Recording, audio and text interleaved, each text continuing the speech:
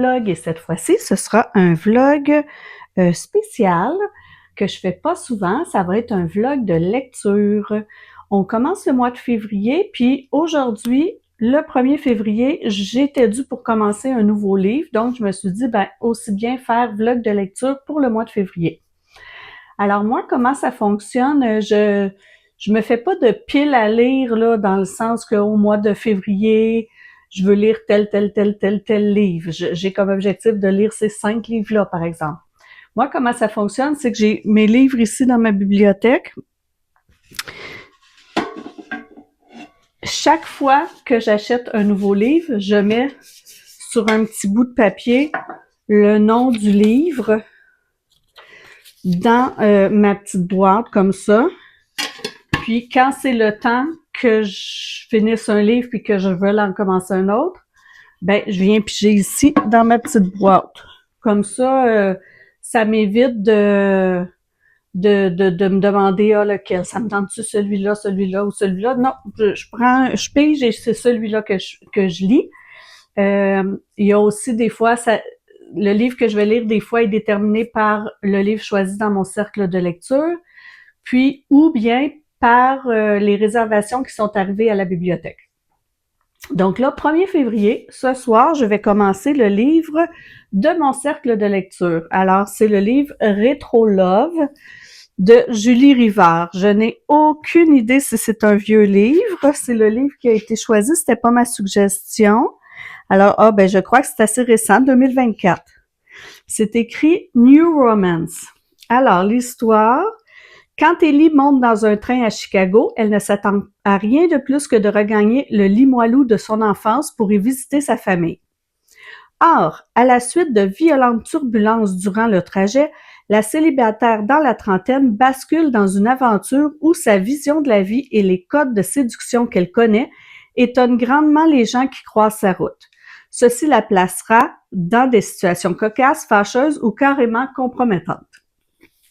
Donc, ça semble être un petit livre léger qui va se lire rapidement. Là, dans notre cercle de lecture, ça va être la 3e romance qu'on va lire une à la file de l'autre. Donc, pour le prochain cercle de lecture, on s'est dit que là, on ne mettait pas de suggestions de romance. Donc, ça va être mon premier livre du mois de février, puis je vous en reparle au fur et à mesure. Alors, je vous reviens avec ma lecture du livre Rétro Love de Julie Rivard. Je suis rendue à la moitié, ici. Et puis, en fait, Ellie, c'est une jeune femme de 30 ans, je crois, qui vit à Chicago. Elle doit revenir à Québec, dans le quartier Limoilou, pour le baptême de son ou sa filleule, je me rappelle plus. Donc, elle prend le train. Pendant le train, il y a comme une orage électromagnétique. Puis là, tout à coup, ça brasse, et puis, pouf, quand Ellie se réveille, elle est à l'hôpital. Et là, lorsqu'elle se réveille à l'hôpital, il y a plein de choses étranges qui se disent. Par exemple, je vais pas vous le dire, mais il y a plein de choses étranges qui se disent, qui font douter Ellie de sa perception des choses. Puis, lorsqu'elle sort de l'hôpital, elle se rend chez ses parents, chez qui elle devait dormir dans Limoilou. Puis là, elle se rend compte qu'il y a eu une perturbation qui l'emmène un peu dans une autre dimension. Donc, jusque-là, c'est pas pire, tu sais, tu te dis, puis ça, c'est pas, c'est écrit derrière, là. Mais là, à partir de ce moment-là, l'action se déroule vite. Ellie, c'est une fille énergique, tu sais, qui est habituée de prendre les choses en main. Donc, elle est énergique, elle fonce. Mais, ensuite, quand elle se rend compte qu'elle est comme un peu dans une autre réalité, Ben, je trouve qu'elle fait des choses c'est pas logique. C'est sûr que moi, je suis une personne posée, une personne pas impulsive du tout, une personne, tu sais, calme, réfléchie, je pourrais dire, puis qui fait pas des choses, c'est ça, qui est pas impulsive. Donc, elle, je trouve qu'elle fait des choses que, me semble que si je me retrouvais dans une autre réalité, j'aurais pas le cœur à me faire, mettons, des nouveaux amants ou à rencontrer des nouveaux amants, à faire des sorties au cinéma, puis à me faire des nouvelles amies. Elle se retrouve dans une autre réalité. Moi, il me semble que je ressentirais l'urgence de remédier à cette situation-là.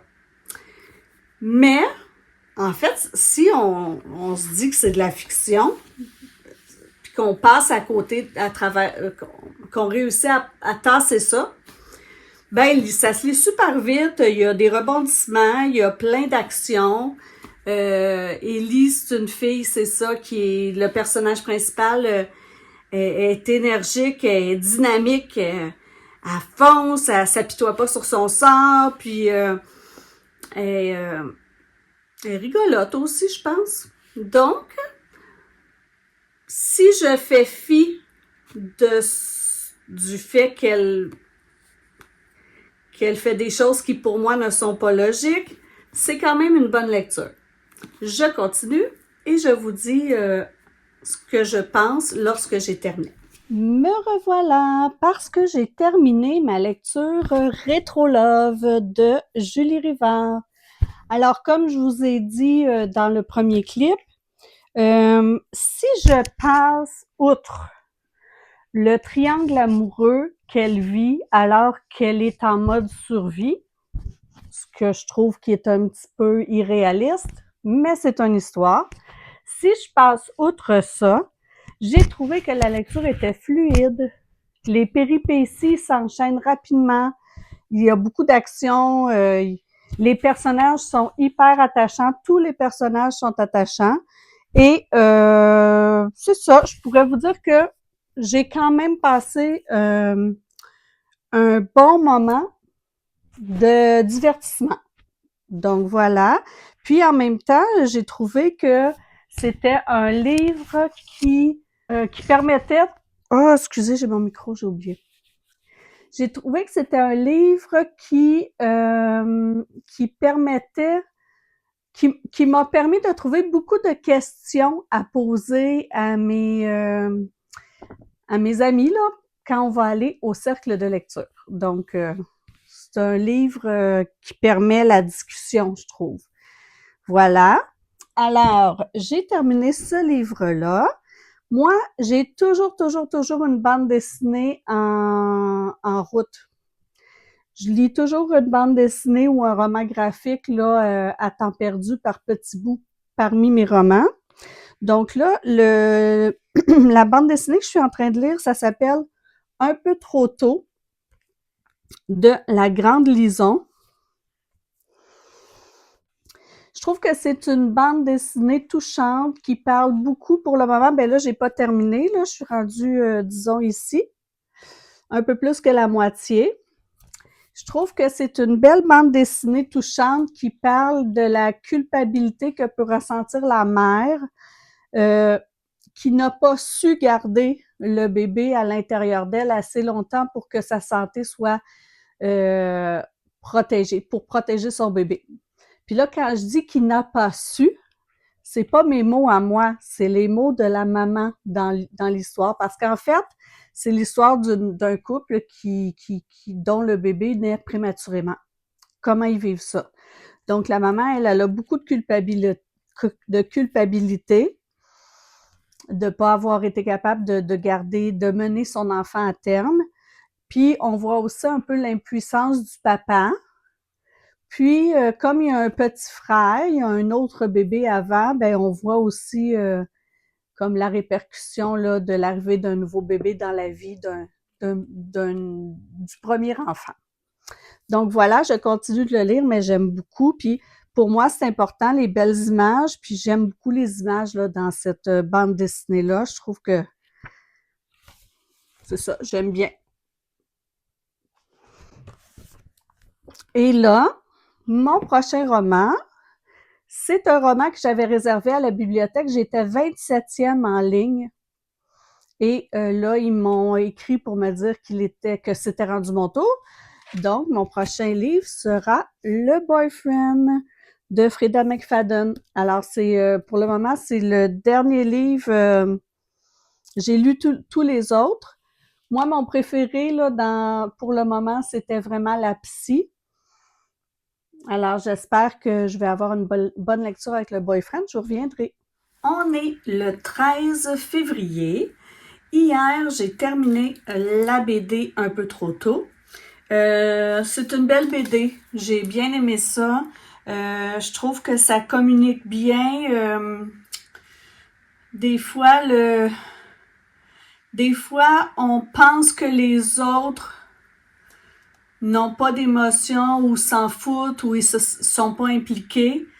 Mais comme dans cette histoire-là, c'est la mère qui est très, très émotive, très impliquée, qui va beaucoup aux soins intensifs, puis elle a l'impression que son mari s'implique pas, il fait pas beaucoup de visites en néonatalité. Puis finalement, on se rend compte que c'est juste que les deux, l'homme et la femme, souvent vivent pas les choses de la même façon. L'homme, lui, il a pas eu la même expérience de naissance que la maman. Ils ont pas eu les mêmes... ils n'ont pas vu les mêmes choses, ils n'ont pas les mêmes angoisses, ils n'ont pas les mêmes peurs. Je trouve que c'est bien représenté que le père et la mère, ou des fois deux êtres humains, on a deux histoires différentes. On a la même histoire, mais on l'a vécu de façon différente. Fait que nos réactions peuvent sembler inadéquates pour un ou pour l'autre. Mais c'est ça, on voit qu'il y a une petite réconciliation, là, puis que ça va bien. C'est un beau livre, je trouve que les dessins, ils communiquent bien, les expressions des visages, là, communiquent bien les sentiments, plus peut-être des fois que les mots. Donc, si vous aimez les petites bandes dessinées cute et qui peut vous transporter, si vous avez déjà vécu un peu l'angoisse de perdre un enfant aussi, ça peut être une belle bande dessinée pour vous. Et pour les autres aussi, parce que moi, j'ai pas failli perdre d'enfant, puis pas bébé en tout cas. Puis c'est ça, c'est une belle bande dessinée. Sinon, j'ai commencé Le Boyfriend de Frida McFadden. Je suis rendue ici. Voilà. Alors, j'ai lu ça en 2 jours, donc ça se lit très bien comme tous ces autres livres. Ce que j'aime dans le livre pour le moment, c'est qu'il y a 2 personnages principaux, mais ils ne se sont pas encore croisés, dans le sens que dans un chapitre, on a l'histoire de Tom, qui est un des personnages principaux, dans le sens parce qu'il y a un chapitre, ça le concerne lui, l'autre chapitre, ça concerne Sydney.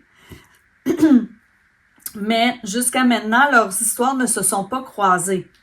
Donc, on lit comme 2 histoires en parallèle. On comprend bien qu'à un moment donné, ils vont finir par se croiser, mais on ne sait pas trop de quelle manière.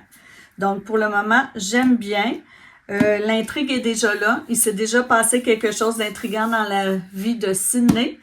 Donc, j'ai hâte de voir là, comment les 2 histoires vont s'imbriquer l'une dans l'autre. Alors, je continue mes lectures.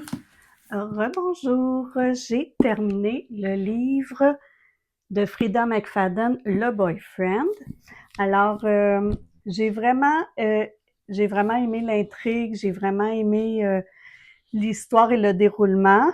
Et évidemment, j'en suis arrivée au moment où les 2 protagonistes se rencontrent. Tout le long, l'une des personnages principales, Sydney, est en contact avec 3 hommes et les 3 hommes sont étranges à leur façon. Puis arrive un meurtre dans l'immeuble de Sydney Puis là, il y a une enquête policière pour essayer de le retrouver. Ça rentre pas trop dans l'enquête policière, par exemple. Là. C'est plus l'histoire vue par Sidney et en même temps Tom, qui est l'autre protagoniste de l'histoire. Donc, c'est ça, Sidney, elle a autour d'elle, pendant cette enquête-là, puis pendant, ouais, c'est ça, le déroulement de l'enquête, elle a 3 hommes autour d'elle qui sont étranges, les 3 à leur façon. Et puis, tout le long de l'histoire, moi, je changeais d'avis, là. Je me disais, ah oui, c'est sûr que c'est lui. Ah non, cette fois-là, je pense que c'est lui. Ça nous amène toujours comme un peu à avoir nos doutes sur ces 3 hommes-là. Je pensais encore avoir trouvé, puis j'ai pas trouvé qui était le coupable.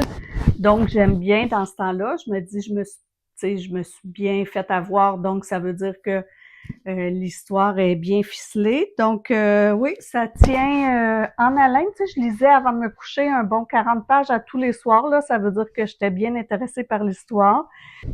J'ai trouvé meilleur que la prof, la prof. Moins noir que la psy. Tu sais, dans la psy, l'ambiance est plus stressante. Elle, on voit vraiment la vie de tous les jours de Sidney, puis comment elle se sent par rapport à l'histoire de la personne qui s'est fait tuer, puis de comment ça évolue l'enquête, puis de comment elle doit traiter avec les 3 personnes un peu louches dans sa vie. C'est ça. Alors, moi, je vous conseille, je donnerais 4 étoiles. Sur Goodreads, j'ai mis 4 étoiles. J'ai aussi commencé la bande dessinée Idis de Richard Malka. Et puis, c'est l'histoire des immigrés juifs de l'Empire russe qui partent à Paris dans les années 1914. Ici, au Québec, c'est vraiment une histoire qu'on connaît pas, ça, l'histoire des Russes, des Juifs russes qui migrent, jamais on parle de ça. Donc, je trouve ça intéressant. Pour le moment, on suit une petite famille qui essaie de survivre dans son village. Puis, c'est pas un village tout à fait ordinaire parce qu'ils appellent ça shtetl. C'est un endroit où les Juifs se retrouvent dans un village là et vivent ensemble. Donc, on voit une famille qui essaie de survivre, qui tire un peu ici on dit tirer le diable par la queue. Je ne sais pas si c'est utilisé partout cette expression-là, mais ça veut dire que tu as de la difficulté là, à joindre les 2 bouts. Puis là, à un moment donné, le père se met à jouer, puis il perd beaucoup d'argent. Et puis, ça arrive à un moment où beaucoup d'amis de la famille émigrent en France, à Paris. Puis la mère, ça fait longtemps qu'elle essayait de convaincre le père d'émigrer eux aussi pour s'en aller rejoindre une vie meilleure à Paris, en fait. Puis quand ils se mettent à perdre beaucoup d'argent, ben là, la mère réussit à le convaincre que c'est le moment là de partir parce qu'il va devoir de l'argent à tout le monde, puis ils vont se faire regarder de travers, puis tout le monde va parler d'eux en mal. Donc là, je suis rendue là, ils arrivent à Paris. Donc, c'est intéressant, c'est une histoire que je connais pas du tout. Et là, comme j'ai fini mon livre, je vais piger le prochain. Alors, dans ma petite boîte, j'ai le titre de tous mes livres. Donc, je vais piger quel sera mon prochain livre.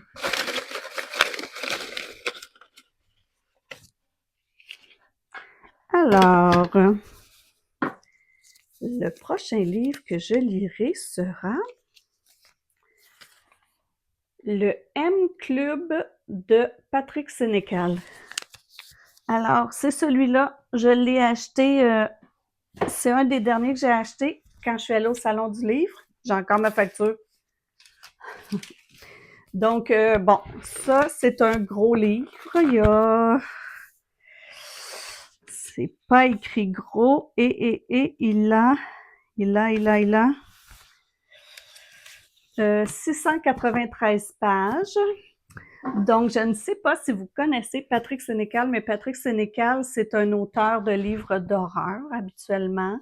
Il a écrit Alice, il a écrit Malfa, il a écrit Le Passager.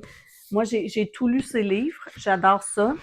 Comme je vous avais dit dans mes autres vlogs, j'aime beaucoup les films d'horreur, mais j'aime beaucoup aussi les livres d'horreur. Donc voilà, il est épais. Donc, si je ne termine pas en février, ben je vais au moins le terminer, finir mon vlog et je mettrai, ben pas mon vlog, mais ma vidéo en ligne. Donc, peut-être que ma vidéo dépassera un petit peu vers le mois de mars, mais parce que je veux essayer de le terminer pour vous en parler avant de terminer cette vidéo-là. Alors, je vous lis ce qu'il en est. Certes, ce sont deux écrivains, mais avant tout, Brandon et Philippe sont deux grands amis. Si le premier est bravache et extraverti, le second a toujours été réservé, voire timide. Sauf quand Brandon lui sort son fameux caution smile, auquel il ne sait résister. À l'initiative de Brandon, les voici donc pour 2 semaines à Berlin, afin d'écrire, bien entendu, car chacun a son roman à terminer, mais aussi pour faire la fête.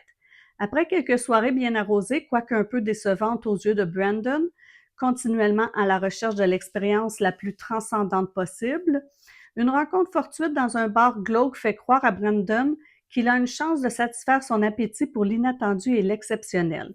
Persuadés qu'ils doivent accepter cette invitation d'entrer dans le club privé hyper sélect qu'on leur présente, comme unique au monde, il ne reste plus à Brandon qu'à convaincre Philippe qui, lui, n'y tient pas du tout. Mais une vieille promesse l'amènera à suivre comme toujours son grand ami. Après tout, il a toujours fait confiance à Brandon et rien de mal n'est jamais arrivé, n'est-ce pas? Donc voilà, je commence ça ce soir.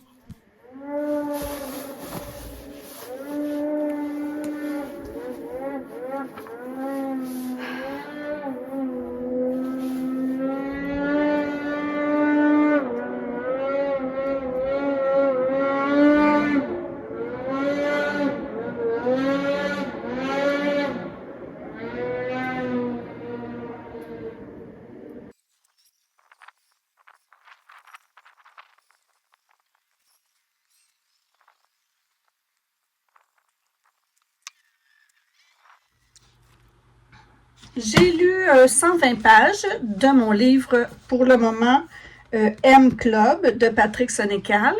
Et puis pour le moment, on est avec Philippe et Brandon, qui sont deux écrivains québécois qui décident d'aller à Berlin. Ben, en fait, Brandon convainc son ami Philippe de venir avec lui à Berlin pour trouver de l'inspiration puis faire comme une retraite d'écriture. Donc, il se loue un genre d'Airbnb, il arrive à Berlin, puis ce qu'on comprend, c'est que Philippe, c'est un gars un peu straight, un peu plus peureux, plus raisonnable, et Brandon, c'est celui-là qui aime repousser ses limites. Puis là, arrivé à Berlin, ben, Brandon, lui, il veut tous les soirs aller faire la fête, aller dans des clubs spéciaux, des endroits où il y a où est-ce qu'il y a des spectacles qui sortent de l'ordinaire, mais qui vont un petit peu dans le hard, là, tu sais, genre où est-ce que peut-être il y a des gens qui vont faire des spectacles où ils se frappent, où il y a du sexe, des choses comme ça. Puis là, il entraîne son ami Philippe 2-3 soirs de fil dans des genre de club un peu bizarre où est-ce que c'est comme un peu underground puis c'est pas touristique. Puis là, dans un de ces clubs-là, il rencontre un gars, Laurent. Puis Laurent, lui, en fait, quand Brandon et Philippe essaient d'un peu de frimer devant Laurent, ils s'inventent une histoire où il aurait battu un gars en dessous d'un pont, puis en tout cas, tu sais, ils n'ont pas fait ça, mais ils essayent de se montrer comme plus wild qu'ils sont. Ben là, le gars, lui, il croit à leur histoire, puis il trouve intéressant, puis il demande si ils seraient intéressés, les deux touristes, à venir au club M. En fait, il nomme pas le club. Quand il voit que les deux gars sont intéressés, il va, c'est ça, il va faire en sorte que la dame qui s'occupe de ce club-là permette à ces deux nouveaux invités-là de se joindre à eux. Mais là, moi, où je suis rendue, c'est là. Puis, ce qui est le fun avec les livres de Patrick Sénécal, c'est qu'il fait toujours un rappel un peu de ses autres livres. Et la dame qui s'occupe de ce club-là, là, on voit qu'elle va chercher des renseignements sur les deux auteurs par le biais du L.com. Donc là, je ne sais pas où ça va mener. C'est sûr que ça va mener à des endroits où ils vont vivre des choses hors de l'ordinaire, c'est sûr. Déjà qu'ils en ont vécu alors que c'était tout à fait légal et su de tous. Alors là, je me demande bien qu'est-ce qu'il peut y avoir dans ce M-Club-là. Donc, c'est là où j'en suis rendue dans ma lecture pour le moment. Mais ce qu'on voit là, c'est que quand ils sont ensemble, Brandon influence beaucoup Philippe, puis ils retombent un peu dans l'adolescence, là. Ils sont comme deux adolescents de 17 ans quand ils sont ensemble. Ils font des choses insensées. Ils essaient de se vanter de choses qu'ils n'ont pas fait. Puis là, ben, on comprend bien que ça va probablement les mener dans le trouble. Donc, voilà où j'en suis rendue. Pour le moment, j'aime bien. Alors, j'ai lu jusqu'ici.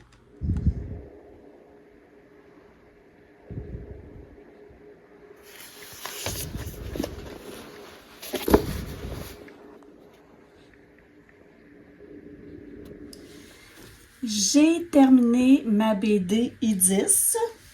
En fait, je pense que je vous avais laissé quand la famille devait partir de la Russie et qu'ils étaient arrivés en France. Alors là, dans l'histoire, ils arrivent en France.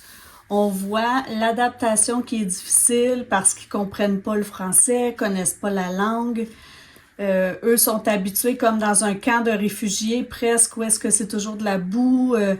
Puis là, ils arrivent dans une grande ville, alors on voit comme tout leur choc culturel. On voit que c'est difficile pour eux de s'adapter à cause de la langue, mais aussi parce qu'ils doivent trouver des emplois.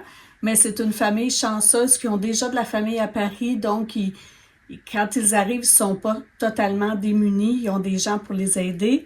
Puis les enfants finissent par être diplômés, mais malheureusement, ils doivent encore déménager lorsqu'arrive la Deuxième Guerre mondiale, qu'il y a des lois antisémites, puis des décrets qui arrivent, puis qui menacent leur vie et leur survie. Donc, ils sont encore obligés de partir et de s'exiler en laissant la grand-maman qui est en train de mourir, pauvre elle, avec d'autres membres de la famille qui décident de ne pas partir pour pouvoir rester avec la grand-maman malade. Donc, moi, j'ai beaucoup aimé. C'est l'histoire d'une famille qui a vraiment existé. À la fin, là, on voit la vraie Edith, la vraie grand-maman. Puis, ce qui est intéressant avec ce livre-là, oui, c'est ça, on voit la vraie grand-maman, c'est l'histoire d'une famille, mais l'auteur, il veut que... Il voulait pas que les personnages à l'intérieur du livre, dans la BD, ressemblent physiquement aux gens de sa famille, parce qu'il disait que c'est une histoire universelle qui est arrivée à tous les Juifs. Donc, c'est aussi ce que j'ai appris, je ne savais pas, c'est adapté d'un roman comme ça qui s'appelle Edith de Robert Badinter. Donc, c'est ça. Et puis, ce qui est intéressant aussi, c'est qu'à la fin, on voit toutes les lois et les décrets du gouvernement pour pendant la Seconde Guerre mondiale qui limitaient les droits antisémites, là. Donc, il y en a vraiment beaucoup, les mesures xénophobes, les mesures antisémites. Il y a eu beaucoup de décrets, beaucoup de lois. Et ça, c'est les mesures allemandes. Donc, c'est très intéressant. Puis, c'est une autre façon un peu d'apprendre l'histoire là, en lisant une BD. Donc, je vous le recommande.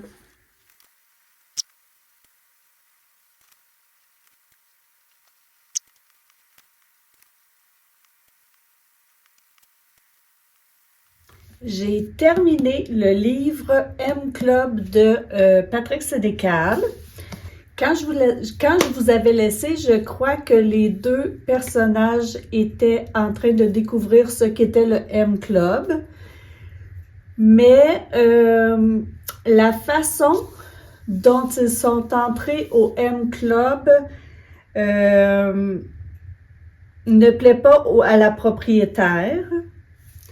Quand elle découvre ce qu'ils ont fait pour pouvoir adhérer au club, elle les oblige à commettre des gestes qu'ils ne veulent pas commettre. Puis, c'est tout. Je ne peux pas vous en dire plus parce que sinon, vous aurez pu les surprises en lisant le livre. Mais j'ai bien aimé. On rencontre beaucoup de ces personnages des autres romans. Et je vous le conseille, en tout cas, si vous aimez ce genre de lecture-là, mais c'est sûr qu'il y a beaucoup de scènes de violence décrites. Il y a moins de sadisme, je dirais, que dans ces autres livres. L'histoire se déroule, je dirais, les 3 premiers quarts du livre se déroulent sans violence malsaine ou sans scènes qui peuvent rapporter à la violence, on va dire. Puis c'est vraiment le dernier quart de l'histoire là, que ça déboule. Donc, je vous le conseille si vous aimez ce genre de lecture. Moi, j'ai beaucoup plus aimé, là, par exemple, ce livre-là que les livres... j'ai beaucoup plus aimé ce livre-là que Le Vide. Il est beaucoup moins intense que Elle.com, mais Elle.com apparaît un petit peu là, dans l'histoire. Puis, je vous le conseille. Moi, mon mois de lecture est terminé. Si vous aimez ce genre de vidéo, mettez un petit pouce, puis abonnez-vous. Et puis, dites-moi surtout, c'est quoi votre lecture du moment?